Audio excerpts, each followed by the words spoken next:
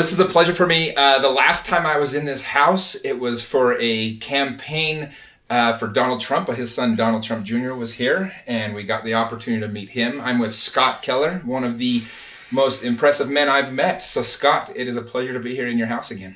Back at you, Jimmy. So, Scott, one thing I love about you, we're in the same field, kind of, but I'm kind of like the beginner and you're kind of like the 20-year all-star. So we're both in real estate. We have that real estate background, and you have Keller Investment Properties. Correct. And you guys are coming up on almost 4,000 doors that you own and manage now. Is that correct? We'll hit that number this year. Well, in the next 6-8 months. Wow, that's impressive. I can only imagine. I mean, I'm just starting my own portfolio, but I think that's everybody's dream, is to have that many doors. I mean, if you up your rents $50 per door, that's an extra $200,000 per month in profit coming in. Do you have a problem with that? No, it's great. Okay. Well, the best part about real estate is even in the down market, rents kept going up when the market started to go down. So when you first decided when you were younger, did you always want to be a real estate person, or when did you know that this is the path that you wanted to go down? Probably the first week or two after I got married. It was, what am I going to do? What will I look for job security? The only security one has is the security that they have within themselves. I was subjected to the dictates and whims of a boss. I kind of knew what he was making. I figured I could make better than that. I figured that he would never raise me to his level or his boss's level. And I thought I could do better than that. And I just figured that, you know what, it's time to take the risk and go out on my own and see what I can do. So what did you do at that point when you decided, okay, I'm going to go out on my own? Did you have a mentor, or how did you know what to do next? I think the first of all, the first mentor I had was my father. I grew up in Las Vegas, and he had 17 rental homes, single dwelling homes. I grew up picking up rocks and mowing lawns and painting redwood fences and cleaning out everybody's garbage when they would move, and I hated it. But as a young boy, my father would keep me up all night long and do math problems, 100 of them. And for every wrong math problem I do, he'd make me do 10 more. And sometimes I just didn't go to bed, and I'm 3rd and 4th grade. So it's subtraction, addition, divide, and so forth, basic arithmetic. And so he wanted me to be keen. I, at a young age, had to calculate miles, the odometer reading that he would keep track of, from the previous odometer. 183 miles divided by 14.7 gallons equals so many miles per gallon. But I could never use a pencil and pad. And that wasn't always a pleasant experience, but I learned to think in my head. I am not a scientist mathematician, but I'm a good business mathematician. If you can write 1/2 of 1% in decimal form, 0.005, you can figure things out pretty good. Return on investments, internal rates of return, with a few other little gimmicks that they throw in there. But the main thing is a return on that investment is the cash flow, and true wealth is cash flow. My father taught me these things. We didn't have the HP 12C that's outdated now. It's a financial calculator, but I still have 4 or 5 of them in about every car and every office that I go to. So I could calculate amortizations, but he had a book that he would teach me. And so I, at an early age, had basic fundamentals. I understood appreciation. I understood depreciation. I understood cash flow. I understood debt reduction that becomes equity growth. I understood escrow. I understood 5 or 6 basic fundamentals of real estate. He died in 1981, and all of those homes had been paid off for a long time. But at the time, and the homes, they're just bread and butter homes. In today's dollars, they might be, $150,000 homes. And you're collecting, $1,200, $1,300 a month in rent. Well, you could see that was part of his retirement.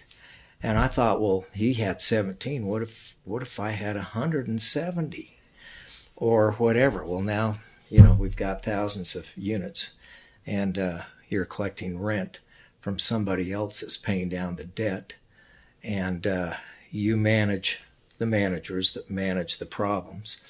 So I'm not in the day-to-day detail anymore. But so in answer to your question, my father was my first inspiration. He's the one who gave me life. He taught me some math skills, some work ethic, and a career path of which he inspired me to do when I all of a sudden didn't have 5 other guys to split up the rent. And I thought, what am I going to do? Well, you lean back to your father and you follow that example and take your best shot. Well, what a great example to learn those things at such a young age. Did that make it a little bit tough in school not to get bored with just the other things you had to learn when your mind was already racing with all these? Because that's like true education, what your dad was giving you, right? Like practical life Sure. Education, the things that we probably should teach more of in the schools. Did you then, as you're going through all that, did you, even at that young age, always kind of play with the idea of what you could have coming up next and what you would do when you were older with these properties? I think I was always a bit entrepreneurial. I had a newspaper route. I mowed several people's lawns in the neighborhood on Cervantes where I grew up. And I liked making money. I think about 5th grade on, I don't think my parents ever gave me any money. My mother helped me a bit on my mission, but outside of that, I was on my own. I didn't have a need for more than what I had myself. Worked at gas stations, worked as a bus boy on the Las Vegas Strip, worked at the Gulf gas station where the city center is on the Las Vegas Boulevard, where all these resorts are. Sure. Yeah. It was just fun. We were down there with some friends last week and see Imagine Dragons, his concert. And it's just amazing how Vegas has grown up, how different it is from when I grew up there in the 50s and the 60s and early 70s. I went to UNLV right out of my Las Vegas high school. So the entrepreneurial thing was in me. I just didn't realize it. So when I had a chance to apply a few of those risk and opportunity concepts, I started our first year to buy our first property. It was raw land. And the next year was a home and about a home, rental home, maybe every 18 months thereafter. So you started slow like anybody would building a portfolio. You bought a piece of land, bought a home, 18 months later bought another one? Easy to get into. I made enough that I could invest in another home, and they were the easiest and, not requiring as much capital as multifamily would. Mm-hmm. And so I could get into these single dwelling homes a lot easier. And at some point in time, I originally had a partner, Dave Phillips, who was my brother-in-law, and we had, I think, 27 homes at the time. And then we started buying a four-plex or two and a few more and jumped into apartments, a 40-unit, a 72-unit, a 136-unit, 126 units. Then I went to Phoenix and bought 4 or 5 other properties that were averaging 100 to 150 units apiece, and in Flagstaff, and then back into Salt Lake, and started buying the 400-unit properties, and now I've jumped. The sweet spot is 150 to 300. Much over that, they become an operating business.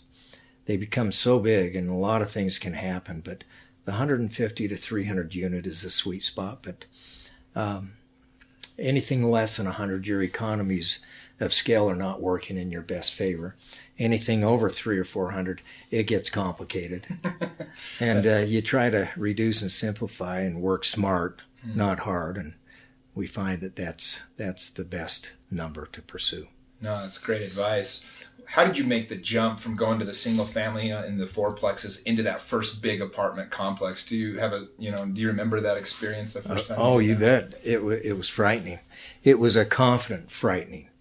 It was, I was managing 27 homes all over the valley, from Magna to Clearfield to Salt Lake, here in Bountiful to West Jordan. And it was harder for me to manage those 27 homes than my entire portfolio today, because it was just me. I wore all 10 hats. I used to call myself the head man because I changed the toilet wax rings and hence had the title head man. But when you're doing it all, You learn the business and you become a little bit BS proof on what to ask whoever becomes subordinate to you that works on your team later on. And I found that I could manage a 40-plex easier than I could manage 27 homes. I caught on to that quickly, and then 72 units. And some of these properties I don't go to very often because I have a wonderful team that helps me to manage the assets of KIP, Keller Investment Properties, the name of my business. So when somebody's just getting started out, and maybe somebody's listening to this podcast and maybe they own a condo and a townhome or something, what advice, having gone from, those first homes all the way into what you have now, what advice would you give to somebody that's just starting out that wants to invest in real estate? Buy low, sell high.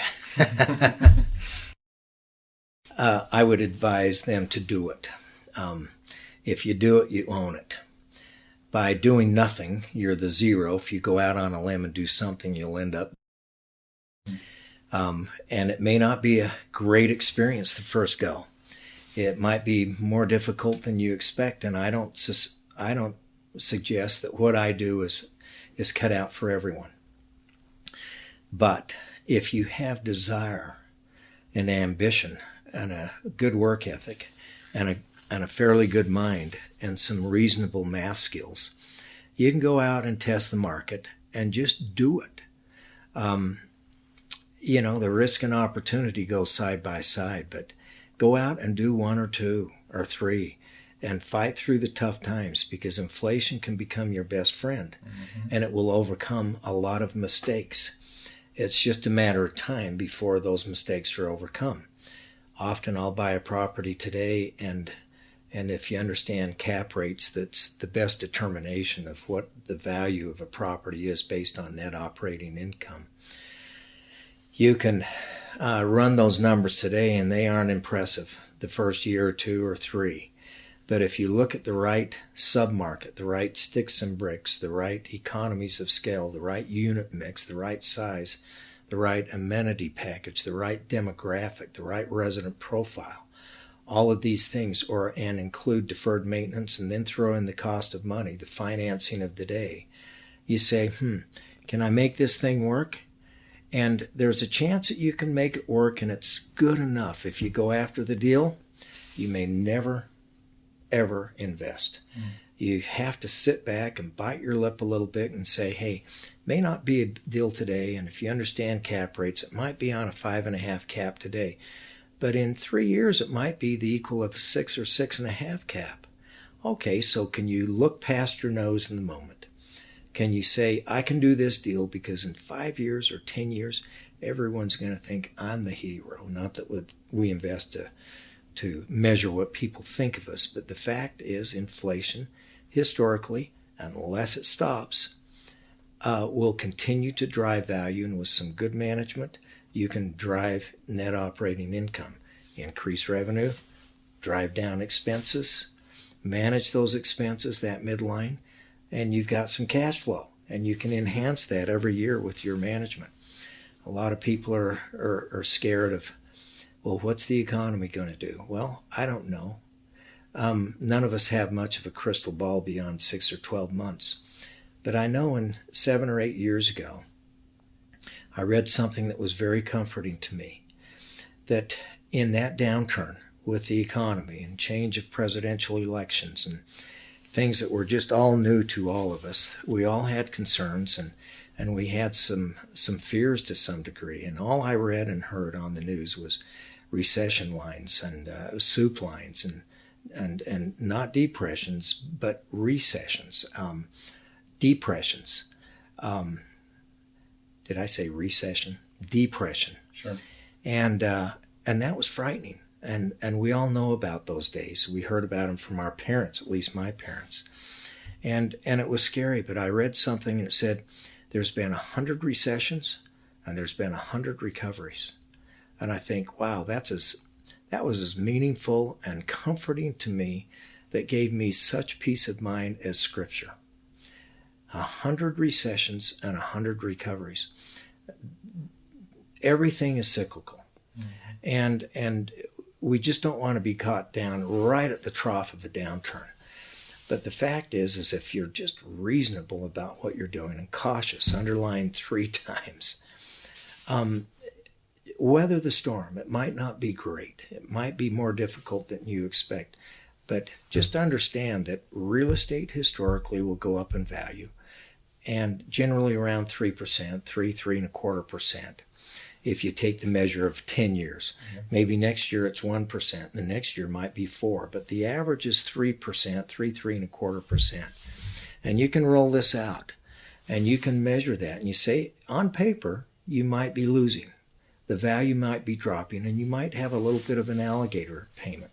But generally, whatever the alligator payment is certainly an offset for the tax that you would have typically paid. So it's kind of a wash, and you have to look at that factor, because it's real and it's real money. And so with that, how do you get started and why and when? The best time to invest is now, whenever now is. Just do it. Be careful. Complete your due diligence. Study whatever the product is you're attempting to invest in the submarket, and learn and read and discover all that's going about in the area and the demographic that you're hoping to invest. And it'll work out. You'll make a mistake just like I have. Yeah. And I've learned from those mistakes, and hopefully we all do. But not all business works. Most business will, and most decisions I've made in business have been good, and some haven't been so good. But overall, I'm not on any kind of welfare. So. Well, I like what you said about just doing it. It's so many people, I think, get caught up in the details, and it kind of paralyzes them to take any action. But most of the time, you're going to be better served by doing something than doing nothing. And like you said, as long as you've done a little bit of basic research to really make sure your cash flows are okay and a few of those other things, as long as you get in the market, you're in the real estate. If it goes up, great. If it goes down, it's okay, as long as you have those cash flows, because you're not selling the asset anyway. And in the meantime, like you said, somebody else is paying down your principal, and you're just building equity either way. There you go. You've got rental property, and so you've captured that aspect of real estate, hard asset real estate investment. Yeah, I always tell people, the sexiest real estate investments are actually quite boring. You buy them, you make sure they cash flow, let somebody else make your payment. It's literally as if somebody else walks a check over to your bank every single month and drops that in your account for you as you're paying down properties and mortgages and building equity in your portfolio. Correct. Well, besides just owning, and I don't say just because it's such an exuberant number of properties, what else? I know your group, KIP, does some other things as well. You have some other businesses you do as well. What else do you... explain a little bit how you kind of transitioned and did some of these other things. I know you have a luxury group a home group. I have a company. It's called Keller Luxury Homes, and we build 4 to 5 homes a year, and they are typically ski in, ski out in the Deer Valley, Park City area, and we build these homes and generally get in and out in under 2 years, and try to make a margin. And like anything, we've had to go through a learning curve there to find what business model works best, and how to squeeze a buck out of those high-end homes. They're generally $7 to $12 million homes. These are big, expensive homes, and the lots are anywhere from $1.5 million to $3 million. And so this is pricey stuff, but most of these people, I think, are somewhat recessionary proof, and that write a check and pay cash for these things. And so we're gambling on that, but we've still got to watch the market. Well, what a fun business, though, the opportunity to work with the types of people that would build a home like that. I mean, you have one of the best Rolodexes of any human I've ever met. Every time I see you, you're either got Mitt Romney on your one shoulder or Donald Trump Jr. on the other, and it's everyone else in between. And so, how did you? I guess if you can help teach us, how did you get so good at networking and build such a great Rolodex in your life?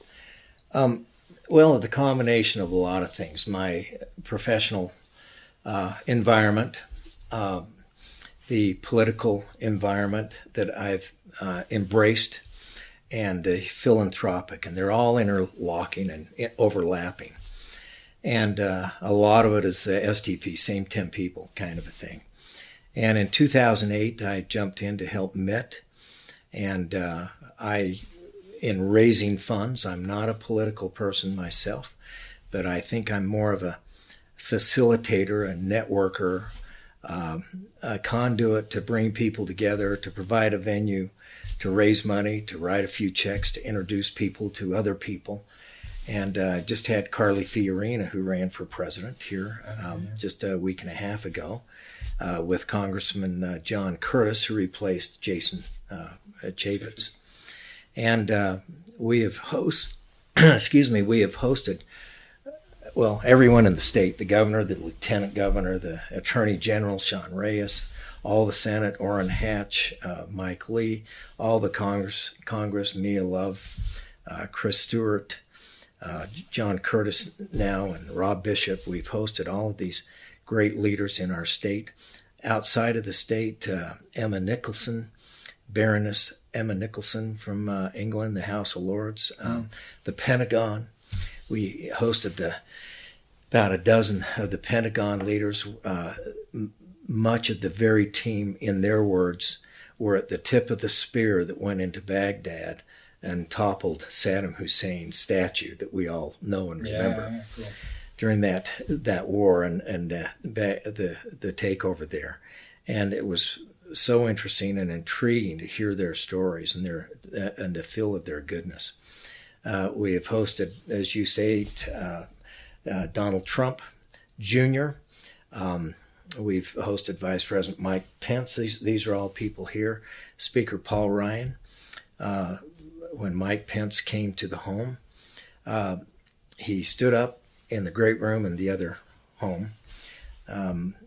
He says, no wonder. He says, wow, he looks up at this canyon. He says, no wonder Paul Ryan says this is his favorite house in all the country to come to. You know, you're saying, wow, did I just hear that from Mike Pence? I was on I'm a cyclist. I'd like to claim I'm a cyclist. I get on the podium in Loaded Jaw. Loaded Jaw is Logan to Jackson. It's a 206 single-day bike race. And from start to finish, I never touch the ground. I don't touch the asphalt. I just go. Wow. And I've got my own little method how I do that. And with my support team that I throw bottles out and they hand me news, I slow to 5 miles an hour, reload and keep going. And so I stay. I'm getting pretty old, but my effective age is 10 or 15 years younger. I think I could take you right now. I won't challenge you. Anybody that can do that race, I think I'll go ahead and just turn it over to them. But that's. I'm on my bike one day, and this is right after 2016, and I get a call on the back of my phone in my during jersey. The race. Yeah, no, I'm in a 10-man peloton to Brigham City back, 100-mile training race, and these guys that I train with, if I pull out, they'll drop me and I'll never catch them. But I beat them all in Loaded Jaw. But these guys are younger than me, and if I pull out, they're not going to let me catch them. I can't. And so I lose the draft and I get this call. I think there's no way I'm going to take that call. And so I get back home 5 hours later and I take the call. You want to hear who it was? Who's that? So I thought, well, I'm not going to take that call, but I'm kind of glad that.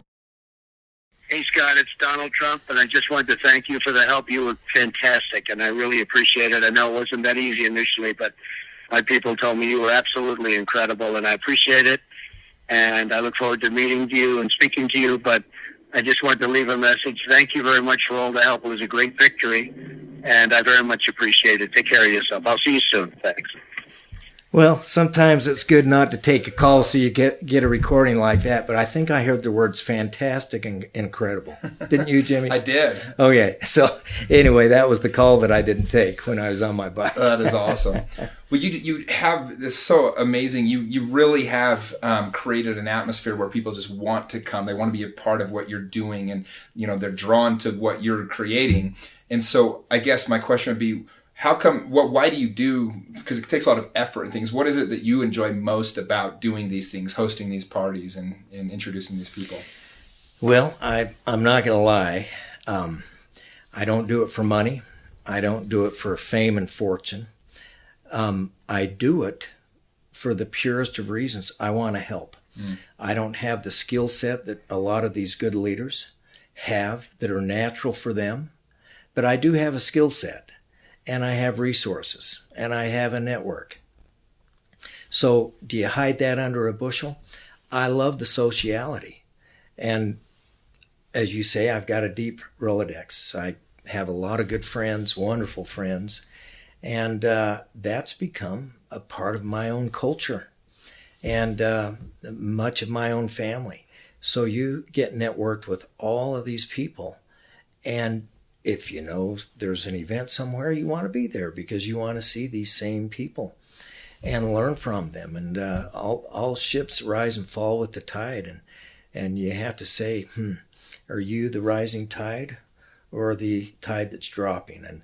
And these people are people that lift others and lift other ships and edify and lift my own spirit and desire to network and to become friends. I expect nothing from them, but I've enjoyed that sociality. And so, well, one thing I learned from you the first time I met you was it was a event here for Operation Underground Railroad.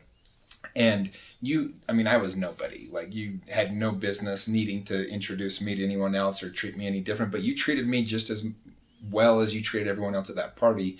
And I remembered it. I remembered how well I was welcomed and introduced to other people. And so I always, and I know your son a little bit, Cub, of course, but from that day forward, I said, that's a guy that I absolutely know I want to have in my life. And so I'll always remember that. I just felt so welcome because I felt a little weird. I was one of the younger guys there at that party, and you very much went out of your way to make sure we all felt welcome. So that was a cool thing that I learned from you that day. Thank you. Thank you for saying that. I hope that's what I try to do. And sometimes, people don't remember faces or names. I've asked Mitt Romney, I said, so Mitt, how do you, you're all over the country and people come up to you and they met you in the airport 2 years ago and they expect you to remember their name and everything else. And they'll come up and say, do you remember me? How do you best handle it? And he said, it's always best. He says, I appreciate when people will come up and they'll say, Mitt, how are you? Scott Keller. And they shake hands. And Mitt in turn can turn around and say, Scott, it's great to see you again. And call you by name. Everyone wants to be called by their name, and they're flattered that anyone would remember, but one cannot expect everyone to remember everyone's name. So I try to make that point. When I introduce myself, I repeat back the other's name so I can program that into my head and call them by name before they leave. Wow, that's great. I love that. That's a pearl that I hope people listening to this just caught that. I myself am going to put that into my everyday interactions when I meet new people or people that I've met. But it's, well, you also, your real estate success, your business success has allowed you to do a lot of other really neat things with your life. You said last weekend you were down watching Imagine Dragons. The weekend before that, you were with our group of friends down in Lake Powell. Your speedboat, by the way, Rudy Gobert was driving it around.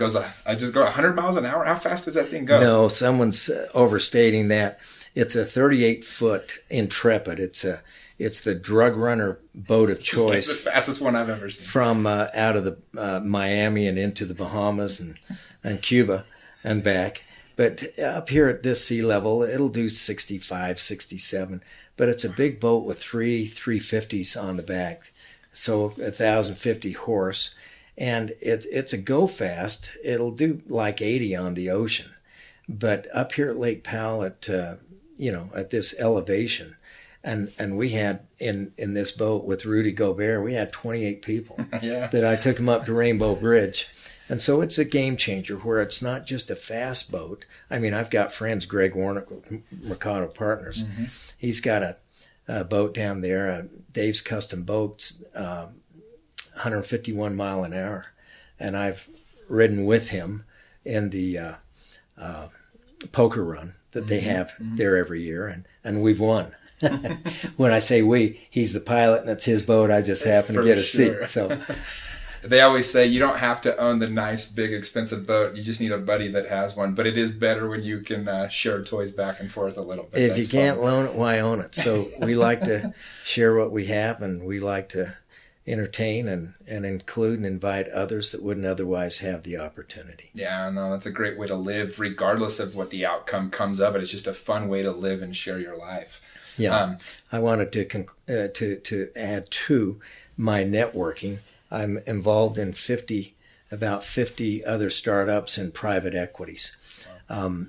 Here locally, Woodbury, Levitt Partners, Dakota Pacific, John Miller, Rick Woodbury, former Governor Mike Levitt, the Rock Fund, Bridge Fund boys, and those are some of the local ones with Sanashur, that's Spence Eccles, but Solomware, of course, with the Romney Group back in Boston and others throughout the country.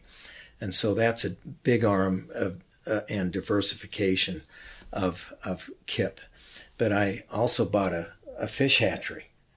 And so we're raising fish. I got about 1 million fish, trout, and they're about half a pound apiece. So that means I have 500,000 pounds of trout. Trout. Where's the fish hatchery? Down outside of Richfield. Wow. And anyway, how does one make a decision to get into a fish hatchery? Well, I had a friend, Greg Fullerton, bring this opportunity to me, and I don't invest in horses. I invest in jockeys. And Greg and Mark Brown were the jockeys, and it made sense. Liars figure, figures lie. But if you roll out a pro forma on how this should work, the numbers say we should do pretty well. Mm-hmm. But it takes a little time to figure all that out and enhance efficiencies and get that operation up and going. So I'm looking at how we can expand that and having some fun with that. So we're diversified in more than just real estate and income producing properties. But you see, that networking of philanthropic, of political, and helping all these wonderful people. And then pretty soon you get involved in charity kind of work. You asked me a question about OUR. Mm-hmm. Did I answer your question? Well, I just mentioned, what is it that you enjoy most about being part of all these different things like OUR? I know Cub told me that you had a big part in helping save the Grand Canyon. It's a story that I want you to share. You're so involved with all that. So I said, I guess I said, what do you enjoy the most? I think you pretty much summed it up with talking about the formal life you get to live in, the, relationships you get to have. But tell us about a couple in particular, speaking of which, the Grand Canyon. I need to hear what your story regarding all of that. I'd like to just put a shout out there for Operation Underground Railroad. Tim Ballard is quite a guy, and that is one of the most wonderful causes, one of 18 that I've involved and helped financially with, and this is trying to save young children that are exposed to sex slavery and taken away from families and things of that nature. And I had the opportunity to go on a jump with them to Bogota, Colombia, with our Attorney General Sean Reyes and others that were involved with Tim Ballard, and the experience that we had as the CTI came in, and we all had to play the part. I had, Did you get to play the rich American? Oh yeah, I got to play the rich white American with a Heineken and tapping that thing, but it was full of Red Bull, and we had to put on the part. Mm-hmm. And when the CTI came in for the sting and the bust, of course, we appeared to be bad guys, and we're all, appearing to be arrested and hauled off with all the rest. But at that particular sting, there was 54 kids that were arrested, all about the age of 14 or 15, and these girls were seasoned and makeup and jewelry, and they looked older than 15, but I was told that they were as young as 11 and maybe as old as 18, most of them. How many were rescued on the op that you 54, and then 8 bad people. And I understand that they're in jail and will be for the rest of their adult lives at least. But that is one wonderful organization, and I can't speak highly enough of Tim Ballard. With regard to the Grand Canyon, Cub, I didn't save the Grand Canyon, but I was a river guide on the Grand Canyon. At a young age, I was a swamper before I became a boatman and then trip leader. And I was fortunate enough to run that trip with Jack Curry, who was the owner and founder of Western River Expedition, that is the largest whitewater river expedition that commercialized whitewater river running on the Grand Canyon. My best friends from high school, last year we all went and did it. So with Western? Uh-huh. Oh, good. Yeah. On those 5 pontoon J-rigs? Yep, that's right. So we used to run those things, and I was doing that at the age of 15, at least as a swamper. And on this one particular trip, we took the interior of the Secretary of Interior, Stuart Udall, who was in the LBJ cabinet. And he came down to determine if 2 more dams were to go in to be installed below the Glen Canyon Dam. And the drilling and the construction of such is there. But that particular trip, after seeing the Grand Canyon by river as opposed to from the north or south rim, he flew out in an Army helicopter below Lava Falls and back to D.C. and put a stop to 2 more dams. Imagine this, if 2 more dams were to have been installed in the Grand Canyon and backed up for 30 miles, 2 different places, we wouldn't ever see the Grand Canyon as we know it today. And so that became a wonderful opportunity. It's become very historic, and more so as time goes on. I remember Cub and Casey, they were guides down on the Grand Canyon, and one day Cub was saying, so did you know about, and they started asking me questions about these dams that were going in, and that Western had taken the Secretary of Interior, Stuart Udall. I says, well, who are the boatmen? I don't know. Well, and I was fortunate enough to be, Jack Curry passed away a year and a half ago, and the Curry family asked me to be the induction ceremony speaker at the River Runner Hall of Fame for Jack Curry, and I was the induction of those ceremony speaker for and in behalf of Jack Curry, who was one of the first pioneers to commercialize whitewater river running down the Grand Canyon.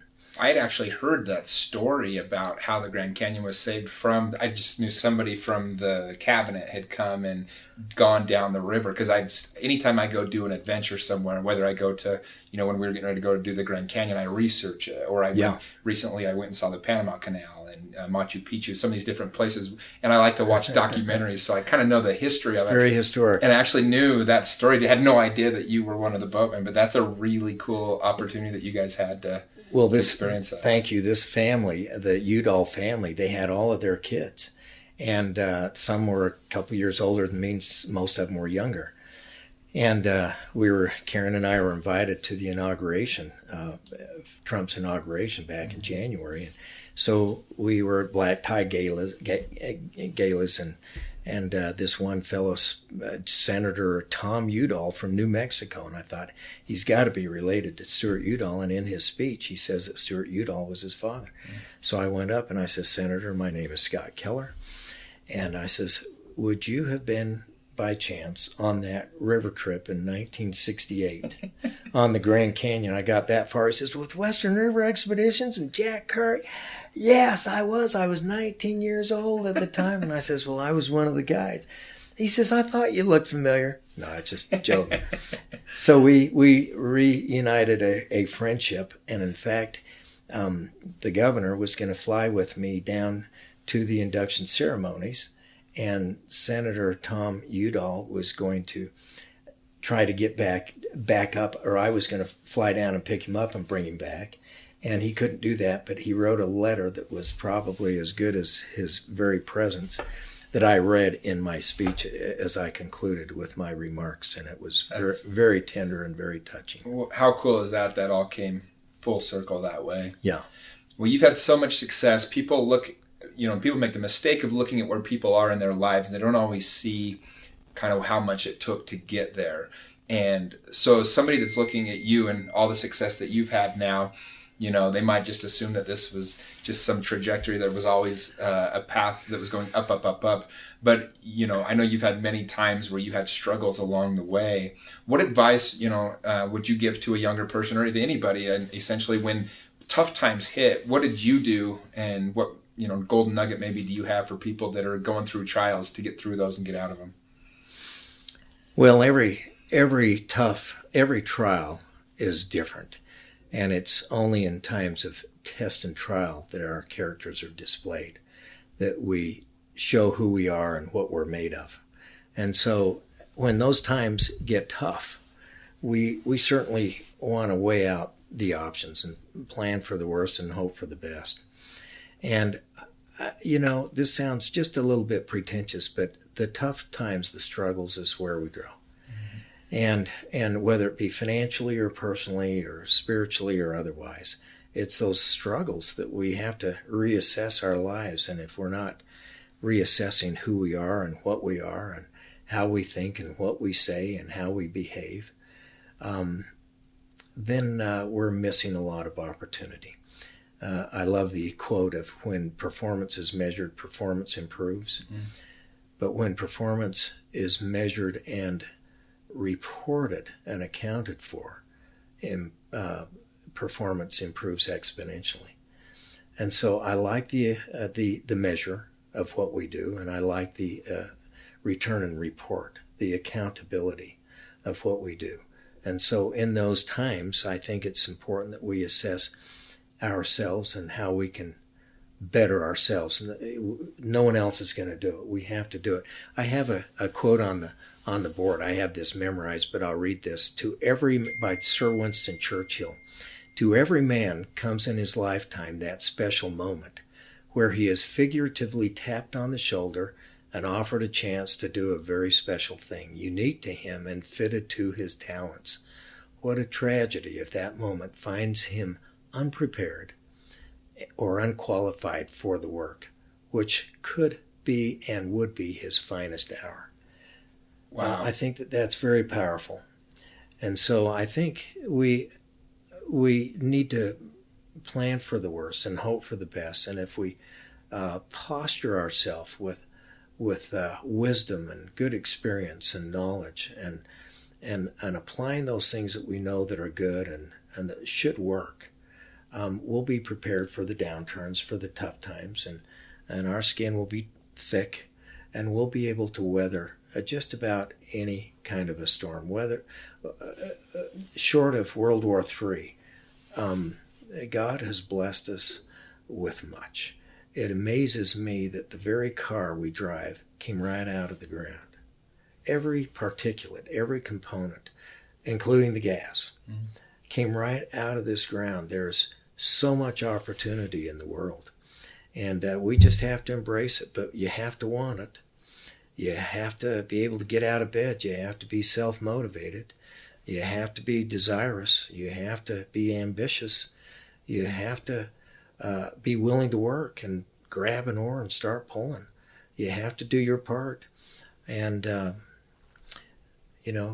8 to 5 doesn't do it. It's a dog-eat-dog world. It's a competition breeds efficiency.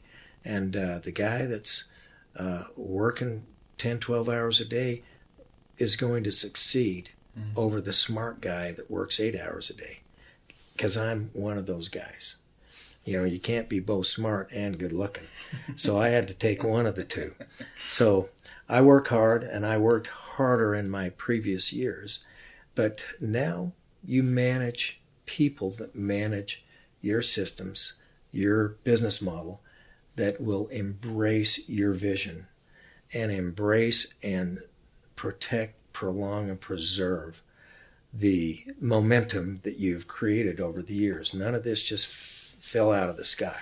Oh. And in the last few years or 20 years, it started 40 years ago, or even when I was a kid. just bit by bit. How do you eat an elephant? One bite at a time. After a while, you start getting traction.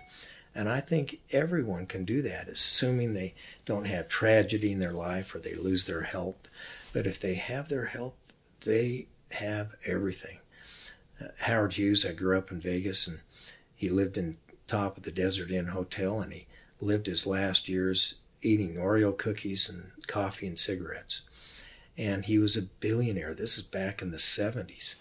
Mm-hmm. He was a billionaire. Well, what would you rather have, $1 billion or your health? He had $1 billion and no health. Mm-hmm. And so we're all pretty wealthy if that's all we have is our health and our ability to get up out of bed and walk and move and stay busy and do good things. I think it's a great reminder, and I love that quote. I'm going to frame that up somewhere. That's an amazing quote. I love the idea that if that opportunity comes along, what a tragedy really it would be if you're unprepared for it. And you said it best. I think the idea is to always be moving forward and giving more effort than you did the day before, comparing only against yourself, so that when those opportunities arise, you can take advantage of them. Excellent. Well, Scott, this has been a pleasure. Thank you so much. Look forward to many more good times, and thank you for taking the Jimmy, time today. Thank you for the opportunity. That was great. Thank you, sir. All right, Scott Keller, owner of almost 4,000 doors. Scott, would you please walk us through here your magical formula?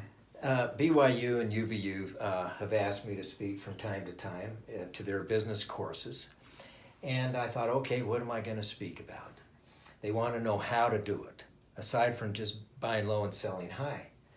And so I considered, I don't do PowerPoint, but I thought, in as much as I don't, maybe I can do a PowerPoint impression.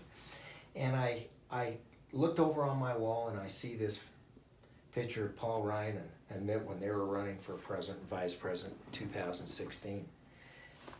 Thanks so much for your friendship, best friends forever kind of thing. And I thought this would be a good whiteboard for me to write on. So we flip-flopped that, and I've established the business model. The business model being, you can call it $1 billion or $1 million, but the principle is all the same. To buy $1 million piece of property, let's call it an eightplex or $125,000 a door. You borrow based on 80-20, 20% down and finance 80%. We call that leverage. Assuming $800,000, we'd have a principal interest and interest payment over a 30-year AM at 4 3/4% of $41.73 a month, or rounded $50,000 a year. With repairs and maintenance, and I use this number of $4,500 a unit, your annual expenses would be about $36,000. Back off a 5% vacancy and bad debt of $5,000, back that off. Then you pick up rents. Generally, you try to achieve a 1% per $100,000 of value. You can't generally get there, but we're pretty close these days. You assume about $1,100 of rent on 8 units times 12 months or annualized. You collect $106,000 and another $3,000 in miscellaneous revenue. So you have positive cash flow of $18,000. As a percent to $200,000 as an initial payment, you've got a 9% cash-on-cash return. And that's very close to being accurate. Okay, then you add into that an appreciation rate of 3% on $1 million is $30,000 a year. Debt reduction on the average of 5 years of $13.6 thousand a year. Then you've got some tax benefits that's real money. And depending on your tax bracket, I went conservative on this, apply another $2,000 of tax benefit based on depreciation and interest write-off, property tax, etc. Now you throw in your positive cash flow of $18,000 and you have a total gain of $64,000. That $64,000 as a percent to your initial investment is 32%. This is a real model. I wouldn't overstate, I wouldn't understate. This is give or take the average of the way this should work. You'll have times when that 3% is maybe zero. Maybe it's a negative 1%. But you'll also have years, if you hang on over a 10-year period, that you'll have 5 and 6% appreciation. The average over 10 years is 3%. So you tell me, Jimmy, where do you get 32% return? There's places, but it's not very often that you can achieve that kind of a return on investment. This is why I buy. Especially off of very conservative numbers. This isn't like the market doesn't need to do anything crazy for this to come about. This is a right on number. It's not conservative, it's not overstated, it's right on. Give or take, depending on what it is you buy, where you buy, how you buy it, what the cost of money is. But assuming these variables, this is right on. I'm not being conservative, I'm being exact. This is what occurs. Now, if you add 6 more zeros and you have $1 billion, and you see what your return is, you can pretty well calculate. In my case, this. How many doors do you have now, Scott? Well, we'll have close to 4,000 doors, but the fact is if you start calculating what your time's worth, and you figure $50,000 or $60,000 an hour, based on your net gain in your business, you have to ask yourself, now tell me, why would I work for somebody else unless you play a part in a business model such as this? This is why I like hard assets. Not hard assets is what I'm looking to invest in. This is why I like to buy sticks and bricks, income producing investment property. In these other 50 private equities, my returns are a fraction of what I do for myself. Some fell, some are okay, some are doing really well. But the average, it's a fraction of what I can do for myself. That's awesome. Thank you.